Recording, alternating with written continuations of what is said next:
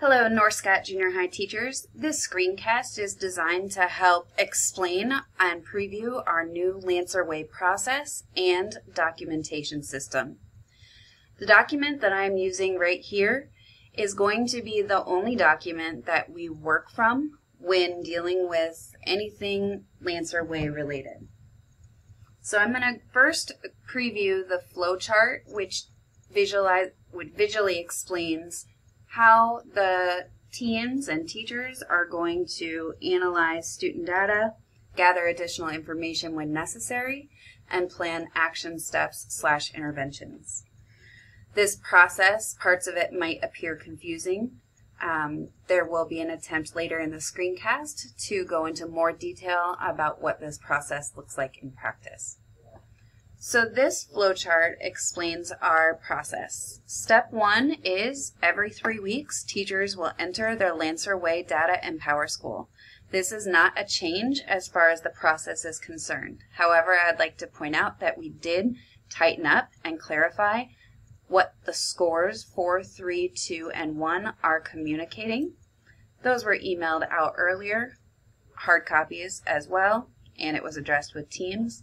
But just as a reminder, a 2 now means this, and a 1 now means this. That's going to come into play later on in this screencast. So after all teachers have entered their data, deadlines are available on the weekly memo, by the way. Then Monica is going to pull that PowerSchool data into her beautiful Lancer Way spreadsheet. That spreadsheet itself can be very cumbersome. There's a whole lot of information in there, and using feedback to try to streamline the process, we're going to then, counselors and coaches are going to look at that spreadsheet data, and they are going to copy and paste onto our new document any student who has at least one or 2. They're going to pre-populate this sheet of the documentation.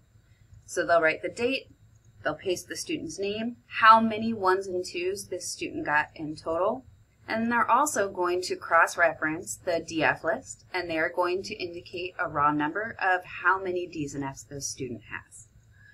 Those are the few data points that we're going to really use to figure out which students we need to take a closer look at and which students are most in need of some additional assistance. So once that data has been pre-populated on that spreadsheet, we are going to meet as a team in the data room for the purpose of selecting students that are our priorities. We need more information on them. They are possibly falling through the cracks, and we need to take action. Typically, this would be a student that exhibited several concerning behaviors across the board. They probably had a high number of total 1s and 2s, perhaps a high total of Ds and Fs as well. But we're going to actually look at selecting students in 3 different layers, okay? So layer number 1 is right here, those students that were pre-populated from the Lancer Way data that we discussed earlier this screencast. The second thing we're going to do is, while in that team meeting, which is in the data room where we have multiple screens, we're going to pull up the at-risk spreadsheet and have teachers take a look and say, are there students on this data spreadsheet that really should also be included here? Who did we miss, basically?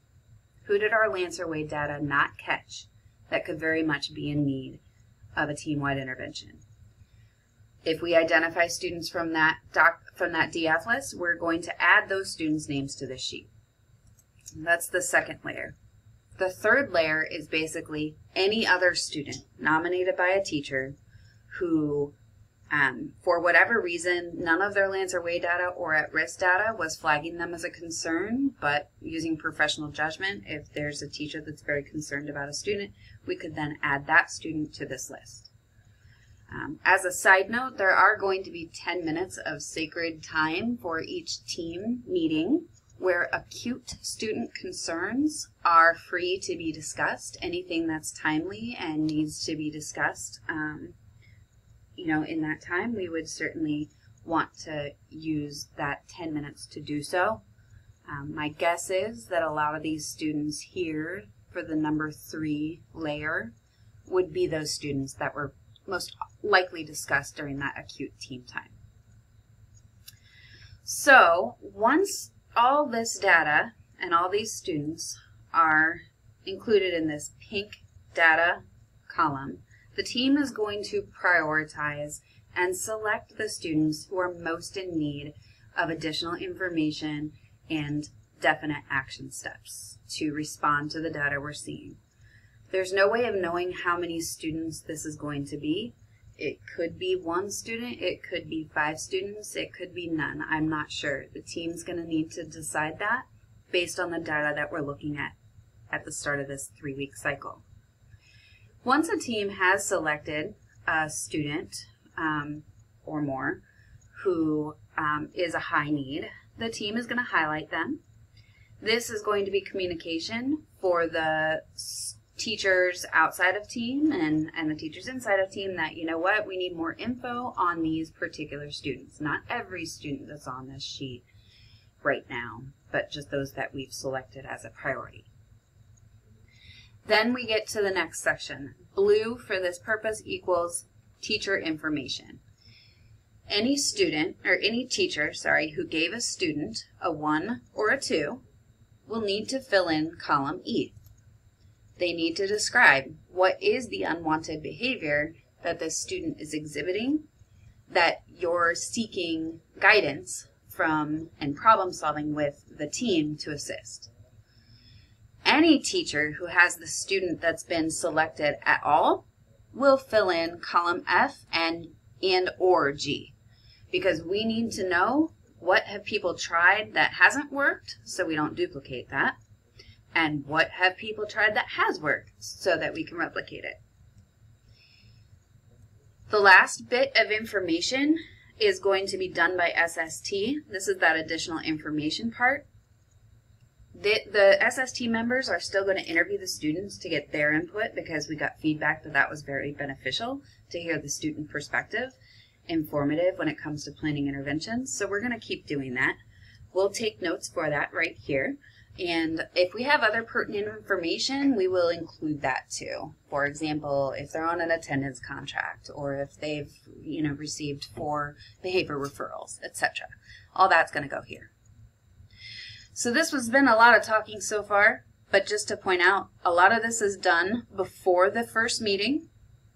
Some additional names may be added during the meeting, and students are selected for priority at that first meeting.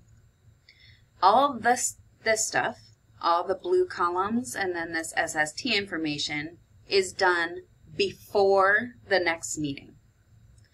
So this will be done in that time period, about 48 hours before the next team meeting. The last section is the yellow section. For this, yellow means interventions.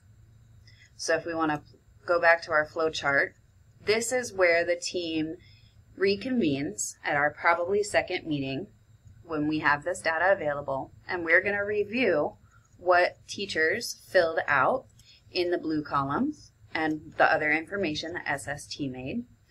And we're going to target the behaviors of concern. We're going to perhaps refer to our Lancer Way toolbox for ideas that may be helpful to address these problems of concern, but we're also going to take into consideration all the teacher input and things that our teammates have tried that have worked.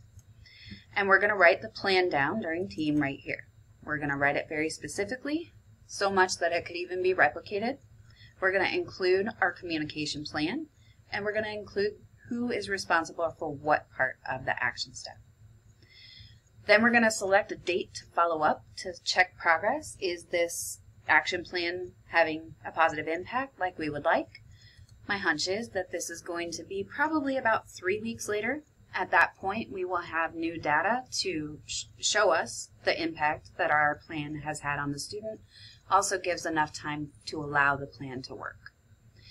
After on this date then, the team will follow up, we'll look at the student's progress, and we'll make some decisions about what to do next. That's always going to depend on what the data is showing us. So one last thing, we went all the way across this spreadsheet just for the students that the team prioritized. Once we have those prioritized students and an action plan in place, we're then going to cycle back as a team in a more casual and informal way, talking about the rest of the kids on this spreadsheet. So clearly, if they have a 1 or a 2, at least one adult in the building has communicated, I have tried things and they are not working with this student, or the student's progress is inconsistent and I want to have more information that will help me help this student be more successful. So at that point then, we're just going to engage in talking about these students. We're going to ask the teacher who gave them a 1 or a 2, what are you seeing in your classroom that's concerning? And then from there, we'll ask all the people at team, what have you tried that hasn't worked? And what has anybody tried that has been successful? An SS team member is now certainly always at team. They'll be able to add any other pertinent information. And from there, any teacher that gave the student a 1 or a 2 is free to, come up with what they would like to have as an action step. Nobody has to fill this section out if they don't want to. It's only a requirement for our high priority selected students. If that teacher wants to take notes on what they're going to try next based on all the teammates' information, that's fine. If not, that's fine too. So that's just the preview of this complex process. Obviously, we're going to dig in and we're going to keep asking for feedback. We're going to make adjustments as a whole group in a careful way. We're going to try to communicate as best we can so that everyone gets the same information. Those of you who do not attend team, we're going to have to make sure that we have some clarity on how, if you were one of them that gave a 1 or a 2, just making sure that for any student here, you would write down what you're noticing that was a concern for you, because this is going to be your communication avenue when it comes to Lancer Way. And then during team, the people who are able to attend will talk and will take notes in these columns for you then to refer back to. But more to come, obviously, as we continue. I'm sorry this is so long, trying to be succinct, but it's a pretty complex process. So anyway, I wish you all the best of luck trying this out for the first time, and we will be there with you all along the way.